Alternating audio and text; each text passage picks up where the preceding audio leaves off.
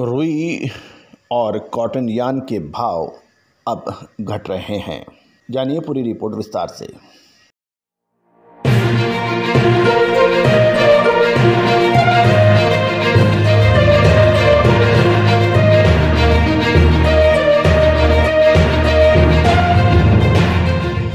दोस्तों नमस्कार, मैं colonel Ajay, CEO Ajay astro money guru first global astro finance digital channel से आपसे मुखातिब होता हूं।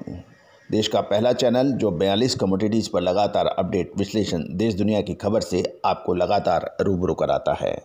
आप हमारे चैनल पे नए हैं और पहली बार चैनल पर आए हैं और अभी तक सब्सक्राइब नहीं किया है तो इसको सब्सक्राइब करना बिल्कुल ना भूलें। बेल आइकन यानी घंटी के निशान को भी प्रेस करना बिल्कुल ना भूलें ताकि आप तक देश दुनिया की खबर सबसे पहले नोटिफिकेशन के जरिए पहुंचाई जा सके। दोस्तों, कॉटन अब एक महत्वपूर्ण टर्निंग पॉइंट पे आ गए हैं। यदि हम देखें साल 2021 में नवंबर महीने के अंतिम सप्ताह से और वर्तमान के अंदर भाव काफ़ी गिरे हुए हैं। यदि हम मंडे को भी देखें तो रुई का भाव सोमवार को प्रति कैंडी 67,500 रुपये था, जो 2 दिन में घटकर लगभग 1,500 रुपये की गिरावट देखी गई। कॉटन यार्न का भाव भी पिछले 2 दिनों में 10 रुपये घट गया है। यदि हम कॉटन एक ऐसी कमोडिटी है जिसके ऊपर लगभग सभी अपेक्स इंस्टीट्यूशंस, व्यापारी, विश्लेषक अपना अपना मत देते हैं।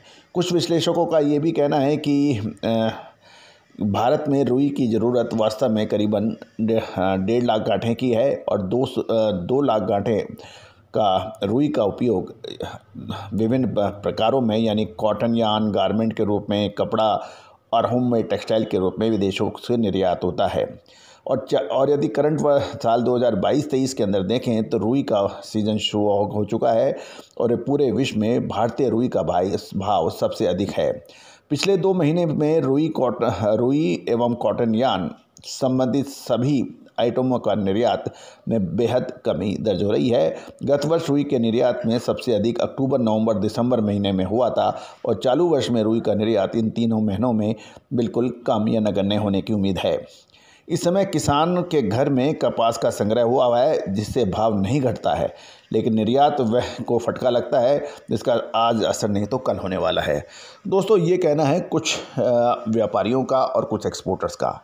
अब प्रश्न ये है कि भारत के किसान माल नहीं दे रहे हैं, लेकिन बाकी विश्व के किसान, बाकी ग्लोबल लेवल पे जो रुई उत्पादक राष्ट्र हैं, क्या वहाँ के किसान माल दे रहे हैं? ये एक प्रश्न चिन्ह है।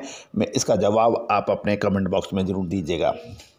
मल्टीनेशनल कंपनियों के पास 8 से 10 लाख बेल्स कॉटन का माल पड़ा हुआ है जो अप्रैल तक की डिलीवरी की शर्त पर बिक रहा है, जबकि कंपनियों ने सोमवार की रुई का भाव 67,100 रुपये रखा है। कुल मिला के इस बार रुई की आवक लगभग 90,000 से 1,10,000 गांठों की हो रही है और गत सप्ताह देश में रुई की आवक लगभग 6 लाख गांठों की हुई थी।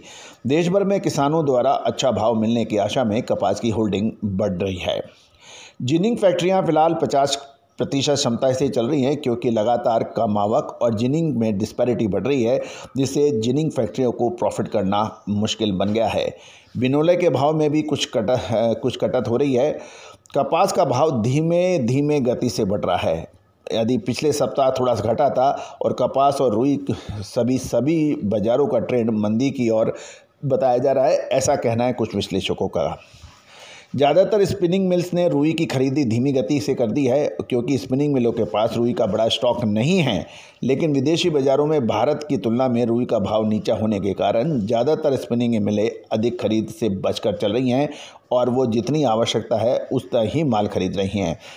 और फिलहाल यार्न का रियलाइजेशन काफ़ी अच्छा है और साथ साथ एक महत्वपूर्ण ये भी है कि कॉटन भाव स्टेबल से तेज़ी की ओर है। यद्यपि कॉटन यार्न की निर्यात मांग सीमित है, बांग्लादेश की डिमांड 15 दिसंबर के बाद शुरू होने की उम्मीद लगाई जा रही है।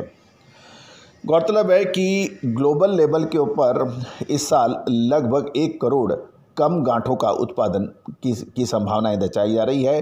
कुछ ग्राउंड सूत्रों से ये भी पता चलता है कि लगभग 1500 से 1600 गांठ का जो ग्लोबल प्रोडक्शन होता है, इस बार 100 लाख गांठें यानी 1 करोड़ गांठें कम होने की उम्मीद है। चालू वर्ष में मंदी के आसार किसी 200 लाख गांठें का ग्लोबल लेवल पर कम डिमांड की उम्मीद कर रही है, जो सामान्य की तुलना में 25% है। लेकिन अब एक बड़ा सवाल ये है कि जब फसल का समय होता है तो ये सारी मंदी की गणनाएं आती हैं, ग्लोबल डिमांड के ऊपर प्रश्न चिन्ह लगता है। लेकिन जब जो विश्लेषक 25% कम डिमांड की बात कर रहे हैं, क्या उनका विश्लेषण सही साबित होगा? जब अंतर्राष्ट्रीय बाज़ारों में भाव बढ़ेंगे तब उनके पास क्या कहने को होगा? अब बड़ा प्रश्न ये है, क्या किसान और छोटे व्यापारी और जिनर्स, मिलर्स और स्पिनर्स, टेक्सटाइल मिल ओनर्स यदि समय पे माल नहीं खरीदेंगे या समय पे उसकी व्यवस्था नहीं करेंगे, जब भाव बढ़ेंगे तब ये कहेंगे कि अंतर्राष्ट्रीय बाज़ारों में भाव बढ़ गए हैं, भारतीय रुई के भी बाज़ार बढ़ गए हैं, इसकी डिमांड नहीं है। आज रुई के भाव स्टेबल हैं तो फिर डिमांड नहीं है।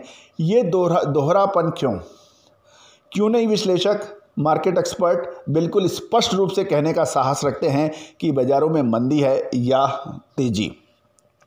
दोस्तों, आप अपनी राय अवश्य कमेंट्स बॉक्स में दीजिए। अजय एस्ट्रो मनी गुरु हमेशा से ही स्पष्ट और क्लियर अपना मत देता है। दिसंबर महीने का दूसरा सप्ताह महत्वपूर्ण साबित होगा, और क्या वो बहुत बड़ी तेजी लेके आ रहा है या बहुत बड़ी मंदी? दोस्तों, इसका जवाब हम अपने पेड क्लाइंट्स को दे चुके हैं। याद रखिएगा, जिनर्स, मिलर्स या फिर टेक्सटाइल मिल्स, स्पिनिंग मिल्स के कारोबारी विशेष रिपोर्ट के लिए संपर्क कर सकते हैं।